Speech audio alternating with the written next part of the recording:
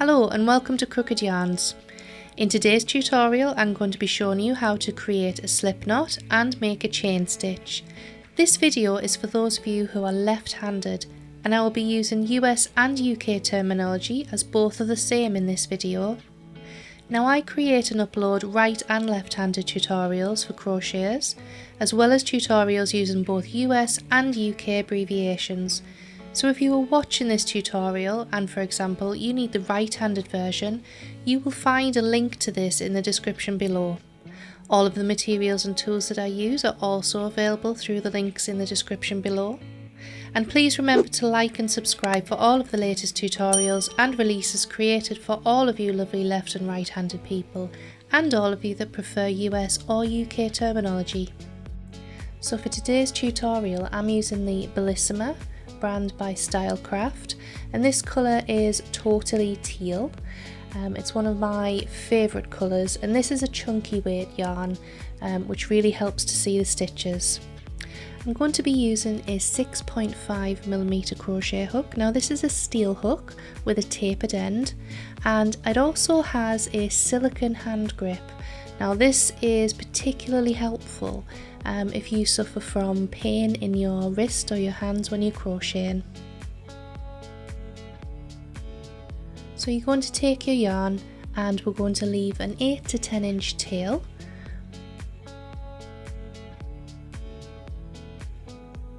And we're going to wrap our yarn around our fingers and we're going to pass the tail behind the loop, inserting the crochet hook through the loop and behind the tail yarn to pull it into a slip knot.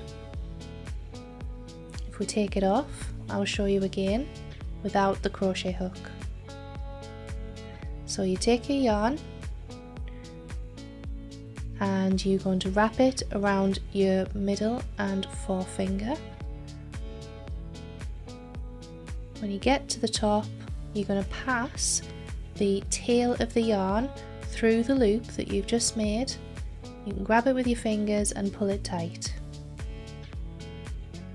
Now that you've made your slip knot and it's on your hook, make sure that the knot is not too tight and that your yarn moves freely across your hook.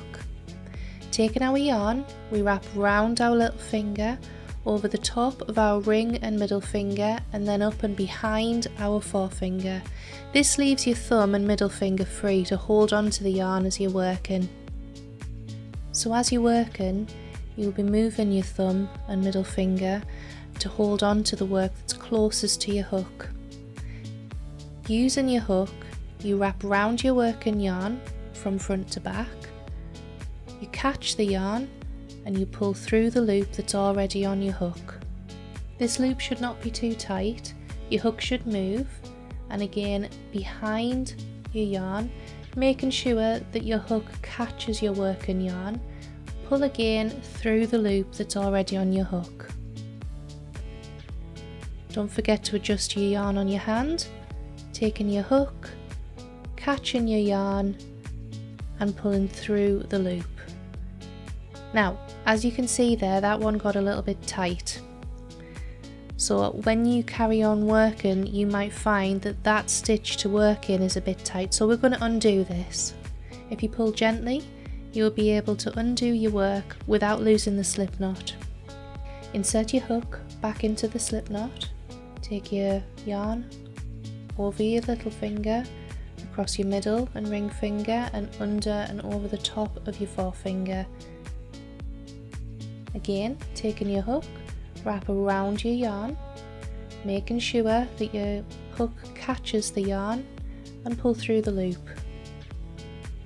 Again, hook around the yarn, catch the yarn with your hook and gently pull through the loop that's already on your hook.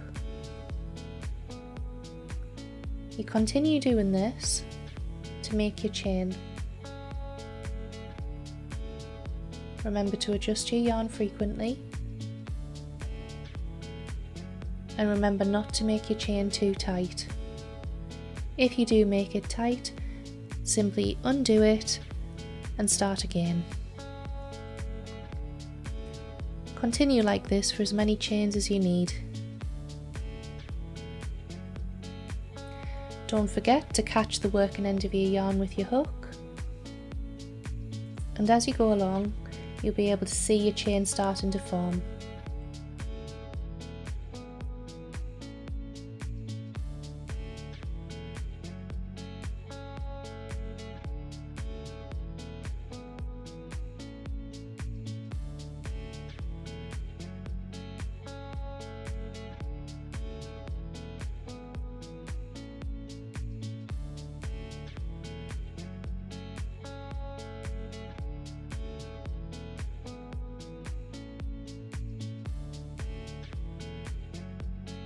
So if we take our chain off the hook, you'll be able to see each of your stitches on the chain.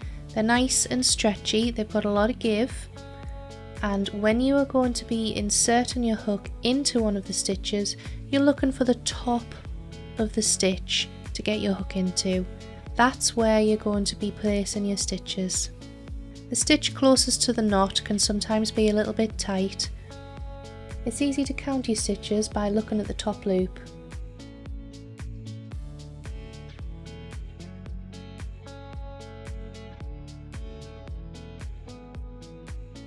You can see that each stitch within your chain is made up of a V shape.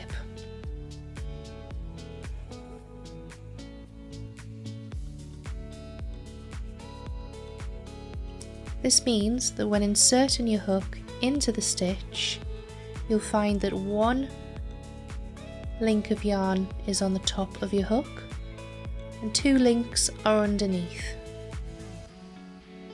Your hook should pass quite freely through the links. If it doesn't, your stitches might be a bit too tight for you to do your work with.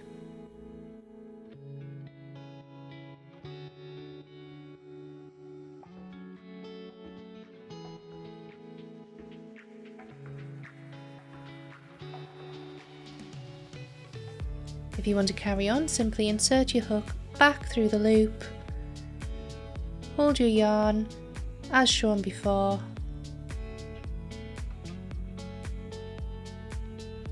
make sure the yarn's comfortable in your hand and carry on with your stitches. If you're doing a lot of stitches, I would recommend placing stitch markers every 10 or 20 so that you can keep count. As you can see, I'm increasing the speed of my stitching. That's because I've been crocheting for a little while. As a new beginner, you're probably going to be a bit slower than this, but that's absolutely fine, and as you become more accustomed to crochet, you'll find that your speed increases as well. So, now that you watched my tutorial on how to make a slip knot and create a chain stitch, let me know in the comments below how you got on, or if you have any questions. Likewise, you can join me over on my Facebook page to share your creations. If you found this tutorial helpful, please like and subscribe to keep up to date with my latest releases, and I will see you again soon.